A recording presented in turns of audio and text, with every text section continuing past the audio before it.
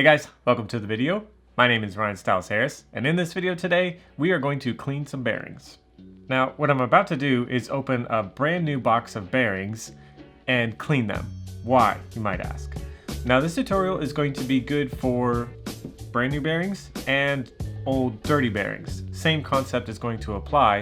What we're trying to achieve is the end result is smooth, fast bearings. When your bearings are dirty or if they're new and packed with a lot of heavy grease, they just don't spin very freely. So what we're going to try and do is get them to spin as freely as possible so that our drivetrain has as little drag as possible. The end result would be a faster car. Let's take a look at some of the stuff that I'm going to use today to clean my bearings. Bearings. This is a brand new basic kit of bearings. We're going to go ahead and bust these open here in just a second. Blue shop towels. Love these things, pretty durable, easy to throw away, so when you're dealing with solvents, grease, stuff like that, you don't have to worry about washing them. A container. For what? We're going to use some denatured alcohol. This is something that's going to break down the grease and pull the dirt out of the bearings. Once we put them in here, toss the bearings in here, voila, make yourself a cocktail. Don't do that. You don't need very many tools. You will need, however, a little hobby knife with a little number 1 blade on it. This is going to be used to pry the shields off of the bearing so that we can pull all of the grease and grime out of the bearings. Pair of needle nose pliers, nothing special, just something to hold on to the bearing after we're done rinsing them and cleaning them off, we need to blow all of our solvent, whatever you're using, out of the bearing before we put the oil in the bearing. What type of oil am I going to use? Well, let me show you. This oil here is made by Trinity. It's specifically designed to put the necessary oil back into the bearing, but not being too heavy so that it slows it down. We're not going to use very much of it, just a little bit to keep the resistance as low as possible, but it's good stuff. I'll go ahead and link it in the description down below where you can get it. Okay, let's go ahead and get started. Put a nice shop towel down so that we don't make a huge mess on our workbench. So like I said, I'm going to be doing this with a brand new set of bearings. A lot of companies out there, they make great bearings, but they'll put a little bit heavier of a grease in there. I think it's to increase the longevity of the bearing, just in case you don't maintain them as much as you should. So we're going to go ahead and try and get as much of that grease out today so that they spin as freely as possible.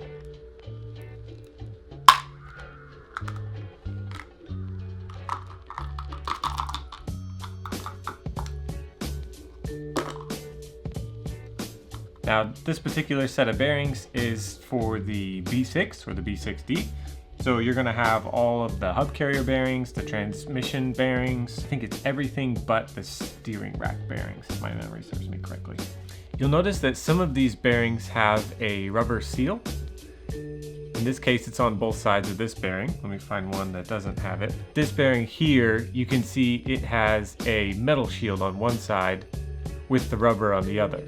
So what we're going to do is get the rubber seals out because you don't want to put any of that into your cleaner that we're going to be using to pull the grease out. Reason being is that it may damage the seal a little bit and then it won't work the way that it should. Tricky part with these bearings is getting these shields off without damaging them. Some bearings you'll notice that it has a Teflon seal or some other material other than plastic or rubber. Whatever the case may be, if it's removable, do it without damaging the bearing, because if you damage it and then you go to put it back on, it may not function the way that it used to. In other words, it won't protect the bearing or it will create drag because it's got a kink in it and it's rubbing against the components that are inside of it. So be very, very, very, very careful. Best way to get these off is going to be using a very sharp brand new blade like you see here. And then we're just going to carefully put it right in there.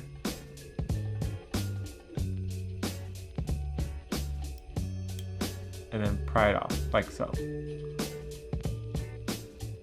So you want to make sure that the seal stays flat. You don't want to kink it.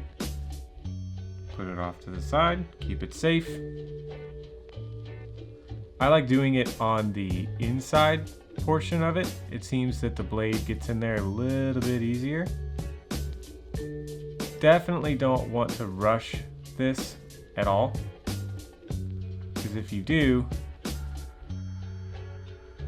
you may end up bending something or damaging something, stabbing yourself with the X-Acto blade, who knows.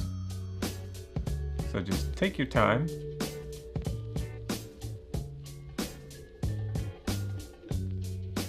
I don't know if you guys can see that, but there's definitely a lot of grease in that one. I can see it and feel it. Once you get all the shields removed, then we're going to move on to the next step, which is putting the alcohol in our container. You don't need a ton, just enough so that the bearings are completely saturated.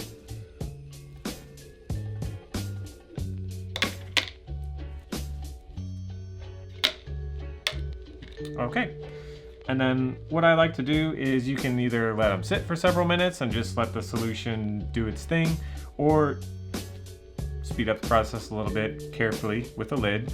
I've noticed that some solvents, when you agitate them, the air, they kind of expand a little bit and the lid can pop off. So just be prepared, just, you never know.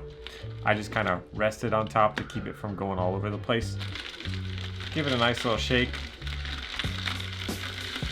Probably do that for a couple minutes. Like we can see, I'm doing this with a brand new set of bearings. So my only goal is to break down and get as much of the new grease out. If these were old bearings, you're gonna be getting a big black cloud in here of dirty solvent. So what you're gonna end up doing is probably doing this 2 or 3 times, washing the bearings out and getting all that dirt and grime out. And every time that you pull the bearings out, what I like to do, I'll show you with one of mine.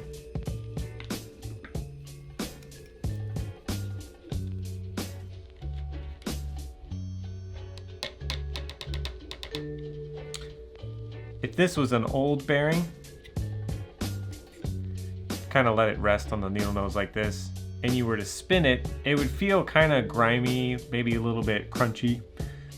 And between each round, what I like to do is go ahead and just kind of feel that grime, break it up a little bit more, put your fresh batch of denatured alcohol, whatever you're using, and then toss them in again, pull them out. And every time you'll notice that it'll eventually get to the point where it's almost completely gone. Ideally, you want to get all the dirt out. Sometimes they may feel a little bit crunchy just because they're old, or some of that dirt just doesn't want to completely come out. So do this until you see that the solution is fairly clear after the end of a rinse.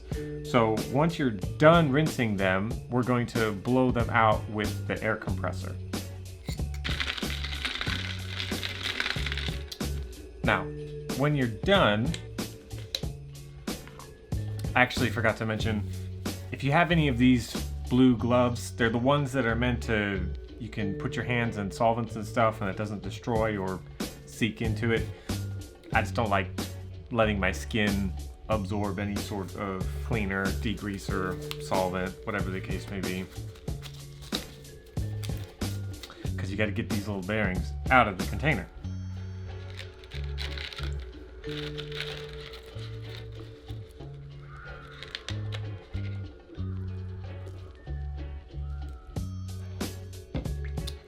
Put that off to the side for now.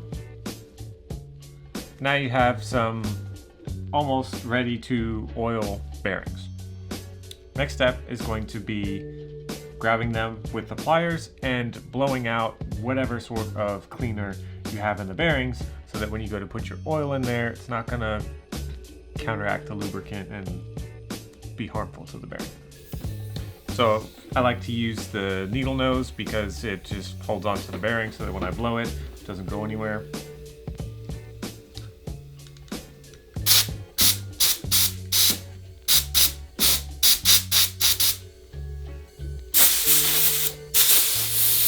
Okay, next step is going to be, go ahead, check the bearing again. Just make sure that they spin freely, make sure that they still don't feel incredibly crunchy or locked up, and just that you've cleaned out as much of the stuff that was inside them as possible. And then once they feel like they're ready to be oiled and that they spin very freely, very simply, grab your oil. What I like to do is I just like to take my oil and put one little drop right there. You can hold the bearing, kind of spin it, get that oil worked in there. Just keep working the oil in there, make sure that it gets around nice and even. And then once your bearing is cleaned, you blew out all of the cleaner, you put your drop of oil in, now you can put the shield back on the bearing and then it's going to be ready to go. So putting the shield back on is really easy. Take the bearing and the shield. You'll notice that one side you can see sometimes if it's like these, you'll see the metal on one side and rubber on the other. Make sure that the rubber part goes on the outside. Give it a nice press. Make sure that it's seated like it was before. Spin the bearing. Make sure that it's not locked up or anything funky going on. And now it is a freely spinning, clean, ready to rock bearing. All right, well, I won't keep you guys too long. I'll go ahead and finish these up on my own time. Thanks for watching. I hope you found this tutorial helpful. It's a really important thing that I do to my cars about once a month. I like to pull the bearings out when I'm doing a rebuild, rip all the shields off, go through them, clean them, because it helps everything. If there's little drag in your car, that means your motor's not working too hard and getting hot, keeps your electronics cooler, gives you more runtime. All of that is going to equal faster lap times to some degree. It's a very important, easy form of maintenance that everyone should be doing if you find a car that has bearings in it, which I think pretty much all of them do. I can't remember the last time I saw a car with bushings in it. It was like back when I ran those old Tamiya cars and they had the little brass and plastic bushings. Anyways, thanks so much for watching. If you have any questions about the process or any other maintenance things, go ahead, drop a comment down below. I'd be happy to answer anything you may have. And as always, make sure you subscribe for future content, like the video if you like it, and I'll see you in the next one.